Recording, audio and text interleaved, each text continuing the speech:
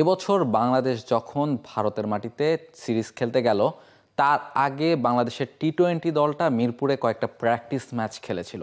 সেই জায়গাটাতে শামীম পাটোয়ারি দুইটা ম্যাচেই বেশ কিছু 4-6 মেরেছিলেন, কিছু ঝড়ো ইনিংস তিনি খেলেছিলেন এবং সেই জায়গায় সেই ইনিংসগুলো খেলার পরে তার সাথে যখন কথা হচ্ছিল তিনি তখন বলছিলেন যে তিনি আসলে ফিনিশার হওয়ার চেষ্টা করছেন, কারণ তার যে রোলটা জাতীয় দলে বা তিনি আসলে যেই কারণে বাদ পড়েছিলেন যে দ্রুত রান করতে পারছিলেন না, তিনি যখন সুযোগ পেয়েছিলেন তখন তাকে 6 কিংবা 7 নম্বরে ব্যাটিং করতে দেয়া হতো, ফলে তিনি 10 বল বা 15 বল সর্বোচ্চ 20টা বল তিনি খেলার সুযোগ পেতেন।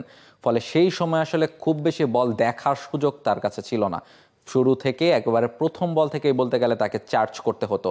ফলে সেই জায়গাটা নিয়েই তিনি আসলে এই একটা বছর ধরে তিনি বাংলাদেশের হয়ে প্রায় 1 বছর পরে আবার টি-20 ম্যাচ খেললেন। ফলে এই মাঝের যে একটা বছর সময় ছিল সেই সময়টাতে তিনি আসলে এই ফিনিশার হয়ে ওঠার কিংবা ওই 15-20 বলে কিভাবে একটা ভালো স্কোর দলকে এনে দিয়ে যাওয়া যায় সেটাই তিনি চেষ্টা করেছেন এবং সেই জায়গাটাতেই তিনি বলছিলেন যে তিনি আসলে যেহেতু খুব বেশি বল খেলার সুযোগ পান না, 15-20টা বল, ফলে এই 15টা বল কিভাবে ইউজ করা যায়, কিভাবে প্রত্যেকটা বল থেকেই বাউন্ডারি আনার চেষ্টা করা যায় কিংবা 200, 250 কিংবা পারলে 300 স্ট্রাইক রেটে কীভাবে ব্যাটিং করা যায় সেইটাই আসলে তিনি পুরো এই একটা বছর ধরে চেষ্টা করে গেছেন, যেটার একটা ছাপ আমরা যেই ইন্ডিয়া সিরিজের আগে যে প্র্যাকটিস ম্যাচের কথা বলছিলাম সেখানে আমরা দেখেছি।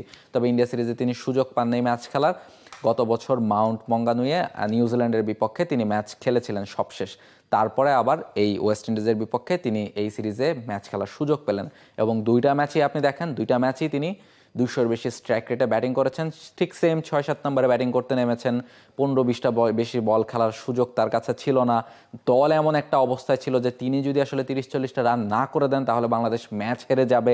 ফলে সব কিছুর চাপ সামলে যে চার্জ করা বা প্রতিপক্ষকে আক্রমণ করার যে প্র্যাকটিসটা তিনি গত 1 বছর ধরে করেছেন সেটার ফল তিনি এখন ইন্টারন্যাশনাল ক্রিকেটে পেলেন এবং পরপর দুইটা ম্যাচে তিনি একই কাজ করে দেখিয়েছেন। প্রথম ম্যাচেও 200-র বেশি স্ট্রাইক রেটে ব্যাটিং করেছেন এবং সেকেন্ড ম্যাচেও 200-র বেশি স্ট্রাইক রেটে ব্যাটিং করেছেন এবং সেকেন্ড ম্যাচে তিনি ম্যান অফ দ্য ম্যাচও হয়েছেন।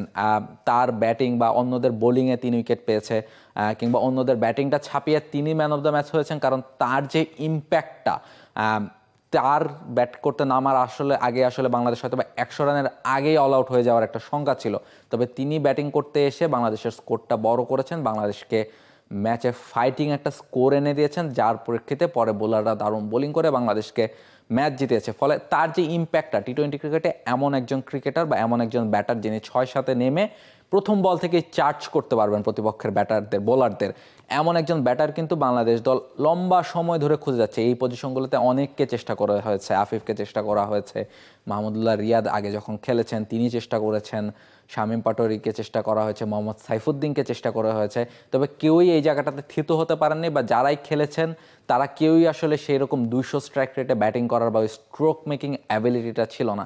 শামীম পাটোয়ারির শটগুলো যদি আপনারা দেখেন সেই জায়গাটাতে তিনি যেভাবে তার ব্যাটের সুইংটাকে যেভাবে কাজে লাগাতে পারেন সেটা আসলে অন্য ব্যাটাররা পারেন এবং 6-7 নম্বরে এই ব্যাপারটা খুবই গুরুত্বপূর্ণ, যেহেতু দ্রুত রান করতে হয়, আপনার ভালো বলকেও বাউন্ডারিতে পরিণত করতে হয়, সেই জায়গাটাতে ব্যাটের সুইংটা ভালো থাকা খুব বেশি ইম্পর্টেন্ট এবং সেটা শামীম পাটোয়ারির মধ্যে একটা ব্যাপার আগে থেকেই ছিল, তবে তিনি গত 1 বছরে এটা আরও অনেক বেশি ডেভেলপ করেছেন তার এই পাওয়ার হিটিং অ্যাবিলিটিটাকে, সেটা তিনি অবশেষে আন্তর্জাতিক ক্রিকেটে কাজে লাগিয়েছেন, যেটা তিনি তার ক্যারিয়ারের শুরুতেও একটা ছাপ তিনি রেখেছিলেন, তবে মাঝের সময়টা খুব বেশি ভালো যায়নি। আবার তিনি যখন ফিরলেন তখন এই আগের রূপে বা তার থেকে দল যেই প্রত্যাশা করে সেই প্রত্যাশা মিটিয়েই তিনি পারফরমেন্স করেছেন। ফলে এই প্রত্যাশা বা এই পারফরমেন্স যদি শামীম পাটোয়ারি ধরে রাখতে পারেন তাহলে আসলে বাংলাদেশের যে অনেক দিনের চাওয়া 6-7 নম্বর একজন প্রপার ফিনিশার, সেই ফিনিশার আসলে শামীম পাটোয়ারি হয়ে উঠতে পারেন। For more updates, subscribe to our YouTube channel and click on the bell icon. Follow us on Facebook and Instagram. Download T-Sports app to enjoy exciting games and highlights. Visit tsports.com.